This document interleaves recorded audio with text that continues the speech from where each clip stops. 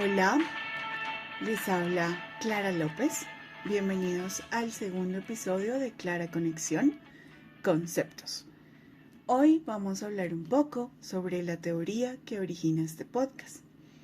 Hay algunos libros que a lo largo de mi carrera han influido muchísimo en mí y me han permitido desarrollar estas nociones. Y para quienes están conectados por YouTube, los van a encontrar la portada con su autor por si alguien desea reforzar la información. Antes de empezar, agradezco infinitamente a quienes le están apostando a este podcast, a las personas que se escucharon el primero, el origen, que están conectadas hoy conmigo en este segundo episodio, y sobre todo a quienes me han hecho aportes valiosos para el crecimiento de mi proyecto en las diferentes redes. Es importante para mí dedicarle este episodio entero a mis dos primeros seguidores. Son personas que han creído en mí desde siempre, desde pequeña. Y estoy hablando de mis hermanos, Adriana y Carlos Andrés, a quienes amo profundamente, a pesar de que no lo exprese en palabras. Siento que el objetivo de este proyecto debe no solo trascender a la revolución en la enseñanza y en la crianza de otras familias, sino que también debe impactar mi propio entorno y debe romper esas conductas aprendidas que hoy sabemos que no fueron adecuadas. Y una de ellas es precisamente la incapacidad para expresar el amor filial. No fuimos enseñados a decir que nos queremos. En mi familia lo sabemos de forma implícita porque esa fue la manera que papá y mamá supieron enseñarnos, pero he aprendido a través de la experiencia que hay muchos lenguajes del amor y uno de ellos requiere de expresión concreta en el área verbal. Así que abiertamente le repito a mi hermana Adriana y a mi hermano Carlos que los amo infinitamente a ambos.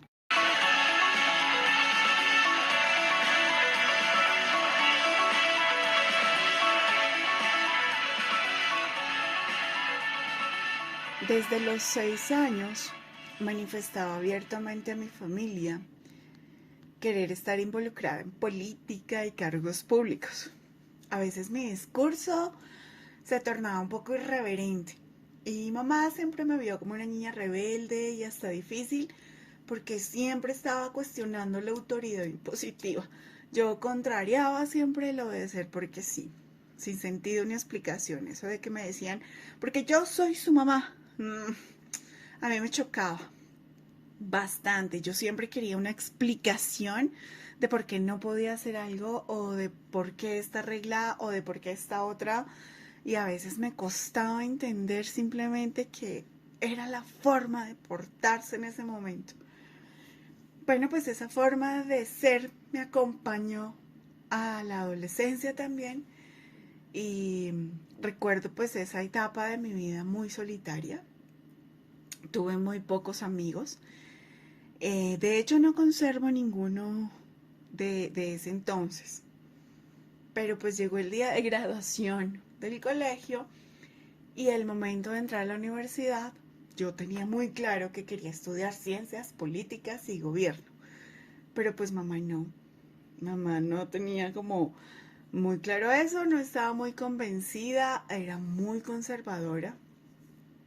Mamá todavía es muy conservadora y en ese entonces pues no estuvo de acuerdo y desde su sentir ella ejerció la presión necesaria para que yo desistiera de la idea y pues yo tenía 16 años así que cedí a esa presión y yo no sabía qué otra cosa hacer, que más estudiar, entonces comencé a aprender inglés. Terminé haciendo un curso inmersivo. Pasaba bastantes horas del día dedicada al segundo idioma, lo aprendí muy rápido, me fluyó muy fácil. Entonces, sin darme cuenta, terminé apoyando las tareas de mis primos menores, de mis vecinos pequeños y a veces daba clases particulares sin ser licenciada. Entonces yo cobraba a las personas a veces hasta 10,000 pesos la hora por ayudarles un poco ahí con el segundo idioma. El curso de inglés duró año y medio, entonces cuando lo terminé, otra vez llegó el momento de decidir, pues de empezar la universidad y yo no tenía una decisión clara, yo no sabía qué hacer, yo nunca lo, o sea, como que ese año y medio yo no pensé, yo me dediqué a otras cosas. Pero me fluía muy bien el aprendizaje de idiomas, entonces yo sentí que ese era el camino, así que decidí buscar una licenciatura y me encontré con la oferta académica de La Salle y definitivamente debo decir que brillé desde el primer día hasta el último momento. En el colegio fui estudiante promedio, o sea, yo siempre andaba ahí medio académicamente, no me iba mal, pero tampoco me iba bien, desapercibida. Pero en la universidad inclusive figuraba en la terna de honor, recibí reconocimientos, disfrutaba muchísimo el aula, desarrollé mis habilidades sociales, hice amigos que hoy conservo y bueno, definitivamente pues sí era el camino, sí era mi vocación, era la carrera. Aún estoy en proceso de autoconocimiento y exploración y bueno, estoy ahí dándole con fuerza a todas esas cosas que aprendí y que me gusta compartir, no solo con los niños hoy, sino ya también con los adultos, con ustedes, que es una etapa nueva para mí. Continuando con mi historia, al graduarme de la universidad en el 2010, conseguí mi primer trabajo en un colegio privado de Bogotá. No es muy reconocido, pero ese sí me sirvió de trampolín para establecerme en otro lugar mejor. Ese primer año di muchos tumbos. Yo dictaba inglés desde tercero hasta octavo, en un colegio pequeño. A mí me iba muy bien con los pequeñitos, tercero, cuarto, quinto, hasta sexto. Pero séptimo y octavo fueron supremamente difíciles para mí. Yo no logré establecer una conexión firme con ellos. Ese año fue muy desafiante. Al final de año desistí de continuar trabajando precisamente por eso, porque pues me iban a seguir dando la misma carga y yo de verdad la había pasado bastante mal y estoy segura que esos adolescentes también la pasaron mal conmigo, infortunadamente. En el 2011 llegué a un colegio femenino de monjas. Yo pensé que me iba a ir mejor.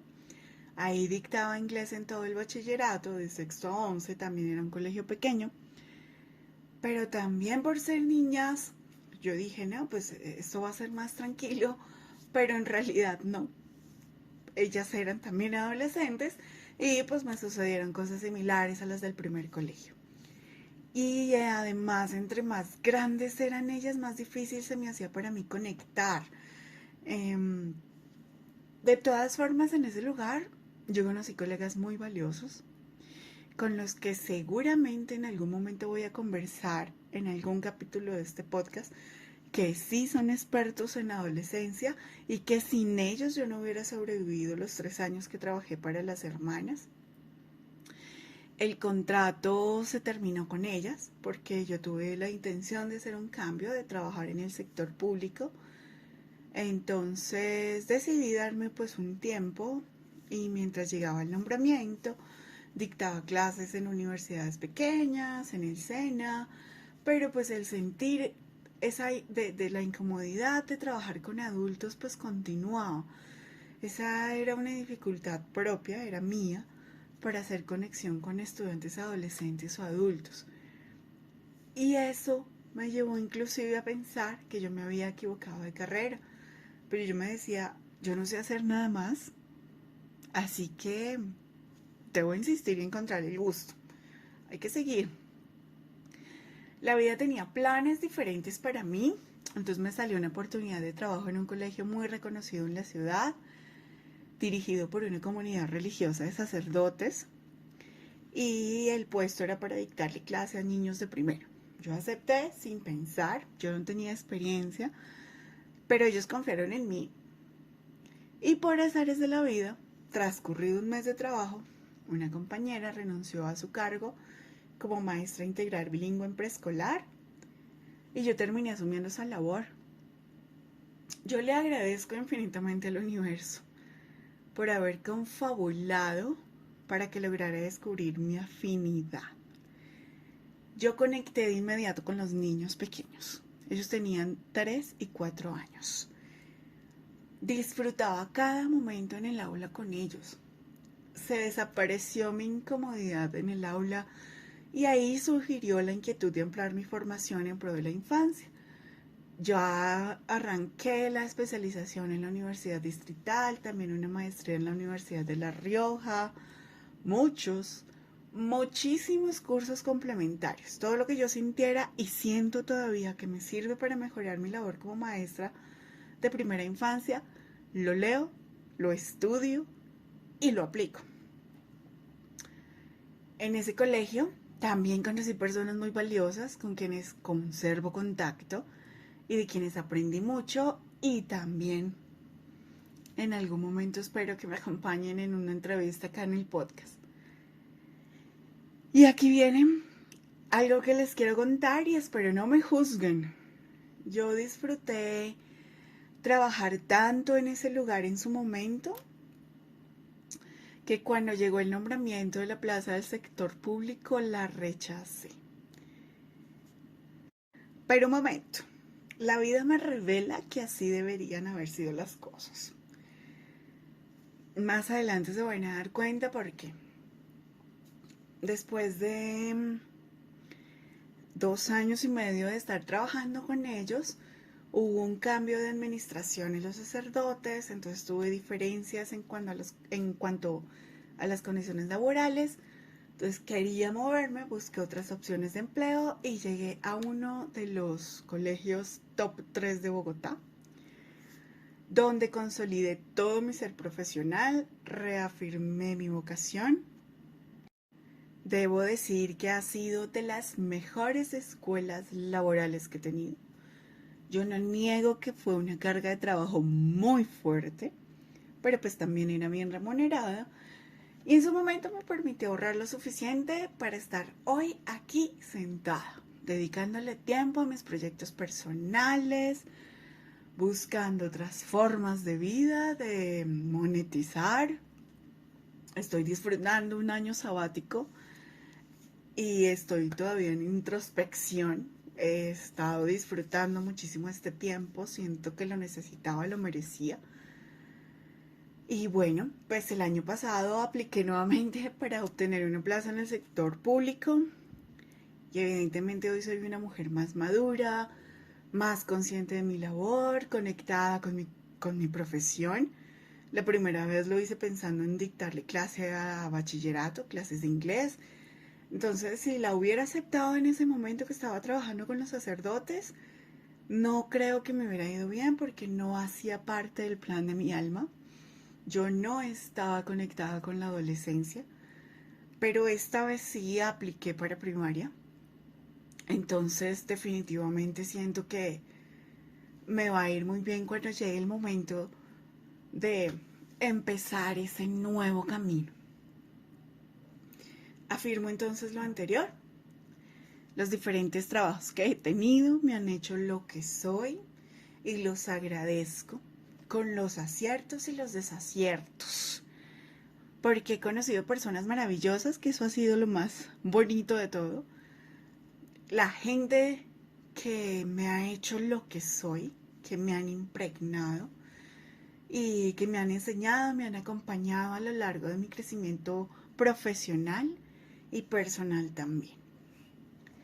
Yo les cuento esta historia antes de hablarles de los conceptos, porque quiero conectar con ustedes, con mis oyentes, apelando a mi humanidad, a las veces que me he equivocado, que no he sabido qué hacer, que he sentido rabia, molestia, llanto, alegría extrema, placer, satisfacción, fraternidad. Todas esas emociones me han construido y me han fortalecido. Esto es experiencia de vida. Me ha mostrado que debo seguir cargando conmigo y que debo soltar. me han ayudado a entenderme y entender a los demás. Y es importante aprender a conocerse a sí mismo antes que a cualquier otra persona, porque el autoconocimiento nos permite fluir con mayor libertad. Es eso que nos libera de correr menores riesgos de sufrir en el camino.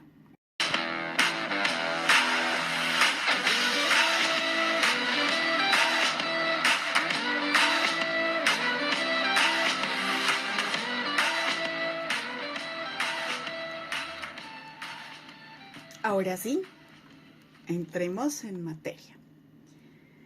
Quiero abordar el primer concepto, que es el de enseñanza. La enseñanza tiene como propósito transmitir de forma intencional los conocimientos de un individuo a otro con el objetivo de desarrollar habilidades, conocimientos y valores. Valga la redundancia. A través de experiencias que permitan un crecimiento personal, podemos entender que los individuos involucrados en este proceso son el profesor y el estudiante. Para lograr este objetivo es necesario también que existan condiciones en las que las personas envueltas, el profesor y el estudiante, en esa relación de enseñanza-aprendizaje, puedan potenciar sus talentos, procurando siempre por la autonomía de ambos, mucho más la de los niños, porque son quienes están aprendiendo a desarrollar esa habilidad a través de la observación de la que ejerce su maestro. Por eso también la autonomía del maestro es importante. Esa libertad del ser se refleja y el estudiante la observa y la aprende. A través de la enseñanza se establecen procesos de socialización en el contexto inmediato, con veras a que los niños y niñas logren adaptar el aprendizaje a diferentes entornos en los que se desenvuelve a medida que van creciendo. La etapa escolar es de vital importancia, porque es la oportunidad donde los niños y las niñas aprenden a reconocer a los otros, a las otras personas en contexto real. Identifican sus fortalezas y debilidades. Y el objetivo es que logren desarrollar de tal forma su autonomía que puedan decidir por sí mismos qué harán de ellos en su vida adulta, procurando siempre el bienestar social. Por eso es importante enlazar la enseñanza con la crianza. Pero antes de hablarles de eso, es significativo reconocer el valor del docente en el aula, porque es quien facilita el aprendizaje. Y debe asegurarse que todos los estudiantes a su cargo se sientan involucrados de acuerdo a sus necesidades y a sus características como individuos. Cada persona es un mundo diferente. Y a veces suena difícil decir que debemos procurar respetar la individualidad del ser, pero es posible. Habiendo tenido a cargo grupos de hasta 40 estudiantes en el aula, yo me atrevo a afirmar que los maestros tenemos el superpoder de lograr la belleza en la adversidad. El maestro, además de todo lo anterior, debe crear un ambiente donde los niños y las niñas se sientan seguros, apoyados, valorados, respetados, para que puedan avivar la confianza en otros y su autoestima. También es quien detecta las necesidades de sus estudiantes y además cumple el rol de adulto y autoridad a cargo, pues en el sentido que es aquel que guía a los niños y las niñas para suplir estas necesidades de acuerdo a su etapa de desarrollo. Es válido mencionar que en un ambiente sano de aprendizaje deben existir límites, normas y consecuencias, porque más que el objetivo de desarrollo cognitivo, acompañar a los niños y las niñas en el aprendizaje del gobierno de sí mismos es la más ardua tarea en el aula. Es aquí donde nos encontramos de cara a esa individualidad del ser que mencionaba antes, y esta debe ser vista con amor y dignidad desde siempre. Recuerden, hay belleza en la adversidad. Si existe desde nosotros como maestros una mirada amorosa, de empatía, de respeto y dignidad, los niños se van a sentir más cómodos con nosotros y de seguro los desafíos se nos van a hacer más livianos.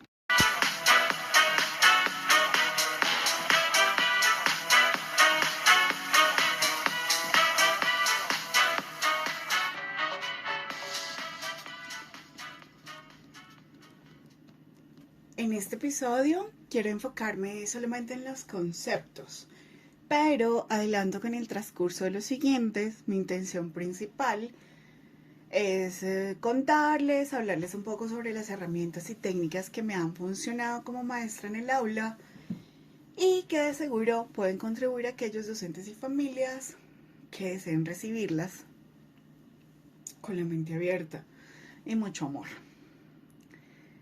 Bueno, para darle introducción al concepto de crianza, voy a empezar diciendo que es un conjunto de acciones que ejercen los padres de familia y o cuidadores de los niños y niñas con el objetivo de educar y cuidar. La crianza persigue las mismas metas de la enseñanza: fomentar un adecuado desarrollo integral, eso es cuerpo físico, dimensión cognitiva, todo lo que es aprendizaje, obviamente el cerebro, memoria, y expresión de emociones, procurando siempre la autonomía y un crecimiento sano, donde como adultos en el futuro puedan velar por el bienestar social en el entorno donde se desenvuelvan. Si analizamos estas palabras, podemos darnos cuenta que el futuro del mundo no son los niños, somos los adultos, como lo dije en el primer episodio. Porque estamos a cargo de orientar a los niños y niñas de hoy, el presente. Ellos tienen como única preocupación vivir el hoy, enfrentar los desafíos del día a día. Ellos confían plenamente en sus padres, maestros y cuidadores para que les brinden las herramientas que los ayuden a superar esos desafíos por sí mismos. ¿Ustedes no han visto que ellos tienen una discusión, un mal momento con un amiguito y al segundo ya son amigos otra vez? Porque viven el presente. Ellos no están pensando en el mañana todo el tiempo como nosotros sí lo hacemos. Su cerebro está en un proceso donde es minuto a minuto.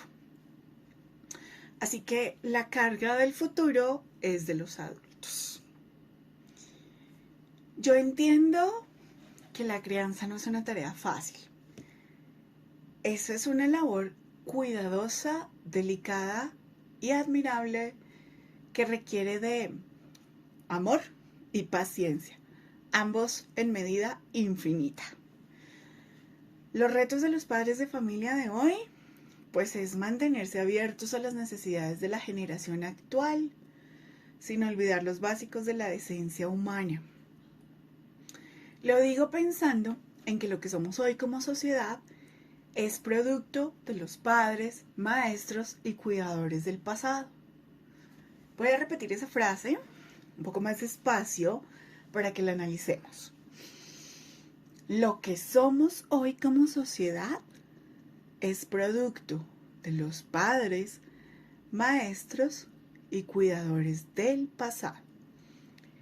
Si bien hubo desaciertos, porque siempre los habrá, nuestro proceso de aprendizaje de hecho jamás termina y nuestra condición humana nos lleva siempre a cometer errores. Yo no me quiero enfocar en eso. Yo quiero ver las cosas maravillosas a mi alrededor de la hora. A mí me enorgullece mucho ver los jóvenes involucrados activamente en construcción social, en mayor equidad. Veo espacios donde todos los individuos exigen respeto y dignidad, donde poco a poco se están rompiendo las barreras del silencio, nos vamos liberando de los temores del sentir y de ser, donde empezamos a darle valor real a cada forma de vida, Nos estamos preocupando por revolucionar el pensamiento y por adaptarnos, por sanar el alma, por reconectar con nosotros mismos. Si bien no hemos llegado a una evolución de armonía completa, hay semillas y eso anima.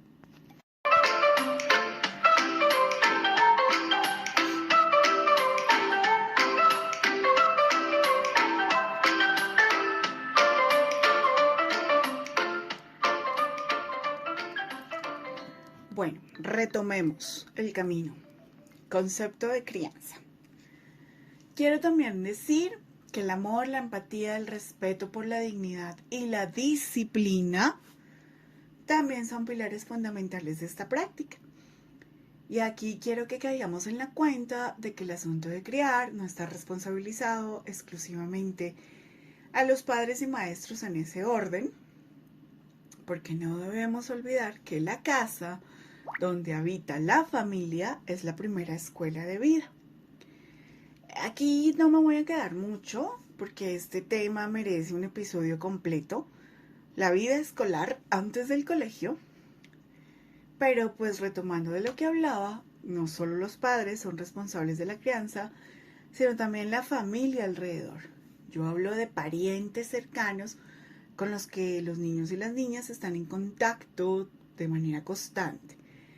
Son adultos ejerciendo el rol de cuidadores. Esto lo digo especialmente porque en la primera infancia los niños aprenden por observación e imitación. Principalmente y socialmente comprendemos que los abuelos, tíos, primos en ocasiones se involucran en la crianza de los niños y las niñas, lo aceptamos, es normal. A veces ellos los cuidan, pasan tiempo con ellos, pero ese tiempo influye, se queda lo que vemos y lo que aprendemos todo el tiempo en la infancia nos permea, nos acompaña todo el tiempo, eso no se borra. Entonces,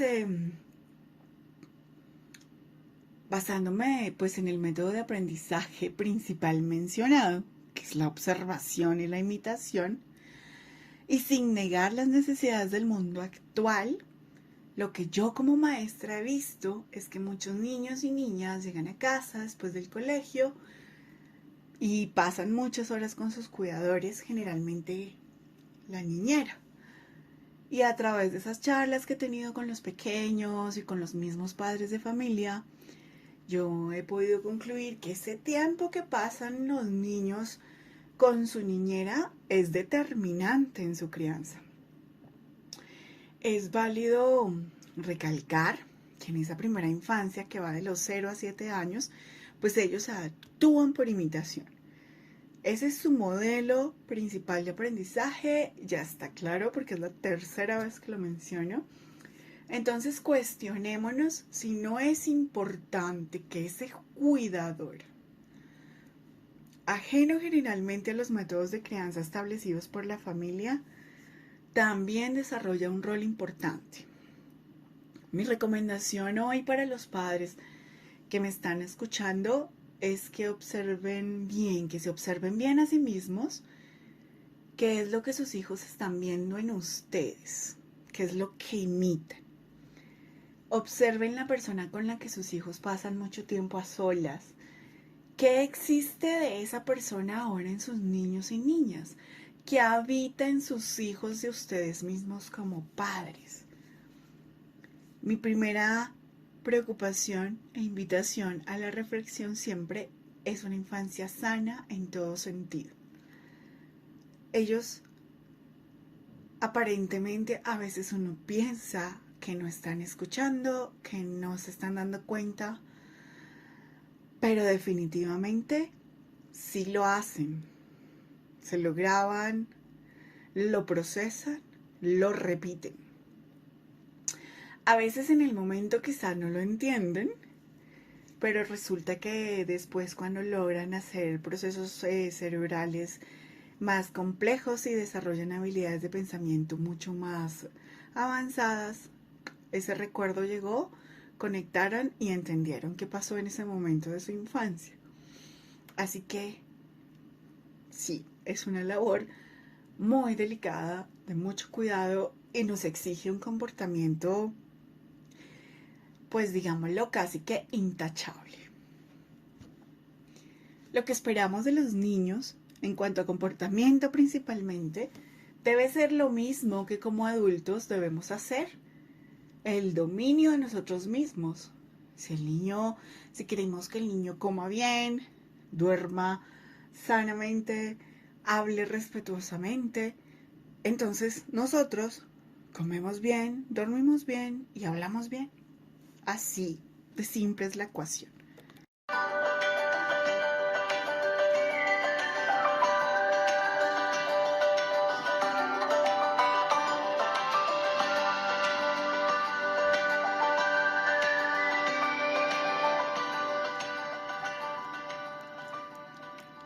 Me atrevo a afirmar que la enseñanza respetuosa es hoy un enfoque pedagógico, cuyo centro es la construcción de una relación recíproca de respeto, empatía, disciplina y colaboración.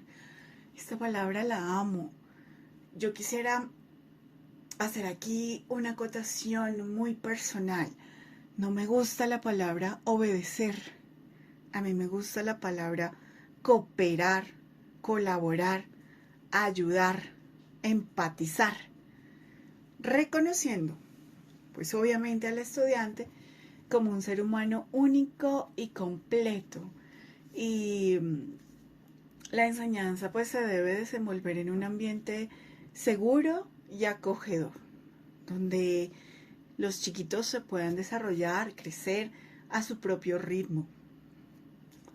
La enseñanza respetuosa debe procurar la autonomía y la toma de decisiones de los niños, permitiéndoles explorar y descubrir por sí mismos, donde ellos se sientan reconocidos, obtengan respuesta a sus necesidades individuales, donde sientan que hay una adaptación de su aprendizaje y de su ritmo, donde saben, conocen cuáles son los límites porque son claros y son justos y no hay coerción ni mucho menos castigo. Y ni hablar del físico, que le vamos a dedicar también un podcast completo a eso. La comunicación debe ser abierta y honesta. Debe sentar las bases en que la idea de que todos los seres humanos merecemos ser tratados con respeto y dignidad. Y el aprendizaje y el desarrollo deben ser un proceso natural. Y este se va a dar mejor si el ambiente es respetuoso, obviamente. Y bueno, pues aquí vengo a contarles ya un poco más algo de mi personal, de mi quehacer personal. Porque mis prácticas docentes de todo este año, de todos estos años de experiencia activa en el aula, se han basado en el modelo educativo Montessori, Reggio Emilia y Waldorf, de quien tengo la mayor influencia, entonces quiero ampliar un poquito aquí sobre él. Yo quiero hablarles un poquito de Rudolf Steiner, y él habla de unos principios claves que son el desarrollo integral, desarrollo físico, emocional, intelectual y espiritual, respetando las etapas de desarrollo que son primera infancia, que va de 0 a 7 años. Y aquí es donde los niños experimentan el mundo a través de los sentidos y las emociones. Entonces, el modelo de aprendizaje es el juego y la imitación. Entonces, en esta etapa debemos involucrarnos mucho con ellos, ser conscientes y cuidadosos de nuestros actos como adultos, porque ellos observan, aprenden e imitan. Observan, escuchan, aprenden e imitan. Está también después de esta etapa la infancia intermedia, que es de 7 a 14 años. Ellos comienzan a desarrollar un pensamiento abstracto, exploran el entorno ya con una mayor independencia, Son más críticos, entonces analíticos, ahí viene una fuerte influencia del arte y la música, consolidan la creatividad, la imaginación. Entonces, ¿cuál es el, el punto? A ser cuidadosos, que escuchan, que cantan, que interiorizan, que hablan, porque es que ya están analizando el discurso, ya se les queda esa forma de ser, hablar, actuar.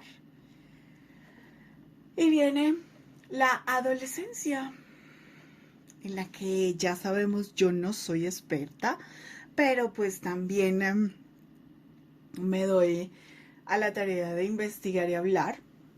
Y, y sé que esta etapa de los 14 a los 21 años, los jóvenes comienzan a desarrollar su sentido de identidad, de explorar y definir su lugar en el mundo. Entonces aquí ya es importante instruirlos en el desarrollo de la responsabilidad social. Debemos enfatizar el aprendizaje a través de la experiencia práctica, la conexión con la naturaleza, el respeto por el otro. Y en su momento, invitaré a expertos en esta etapa etaria para que nos orienten cómo relacionarnos mejor con personas de esta edad. Pues en resumen, cada edad tiene unas necesidades importantes y el rol de nosotros como adultos es comprenderlas, interpretar sus necesidades, suplirlas, guiarlos a cumplir sus objetivos personales de desarrollo, respetar esa edad. Cada momento de la vida tiene experiencias diferentes, ni más adelante ni más atrás.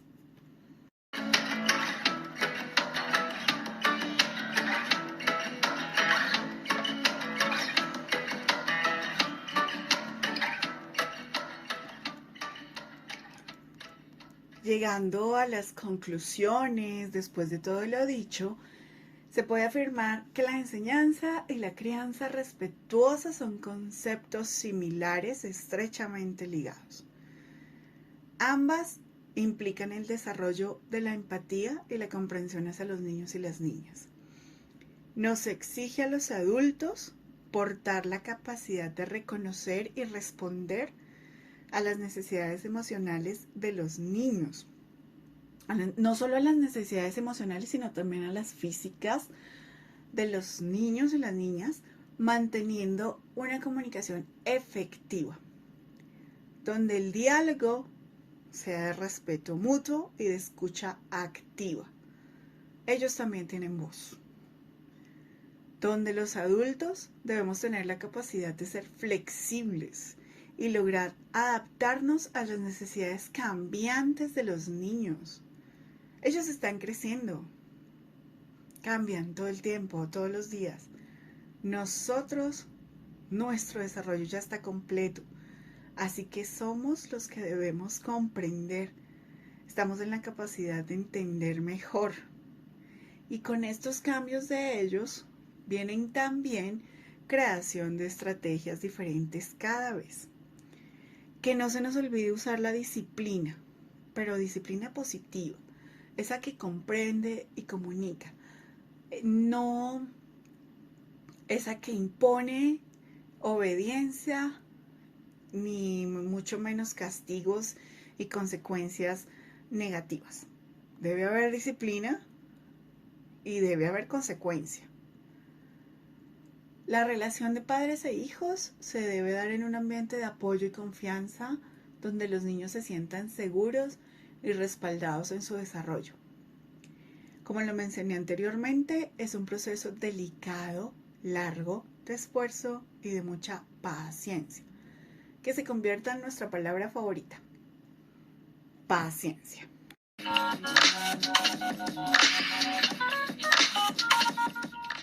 Queridos padres de familia, ustedes son las personas en las que sus hijos más confían, son a quienes más quieren, y estoy segura que nadie los quiere a ellos más que ustedes.